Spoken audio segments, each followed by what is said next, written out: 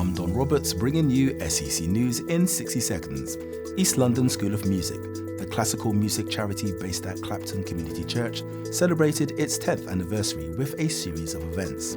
Activities included a Thanksgiving service last Sabbath, a grand organ concert and workshop on Sunday, and a celebratory concert on Thursday, attended by Her Royal Highness the Duchess of Gloucester. Adventist Radio London marked its 7th anniversary on Friday, April 11th, with a special breakfast show, reflecting on its journey and mission to inspire through faith-based programming.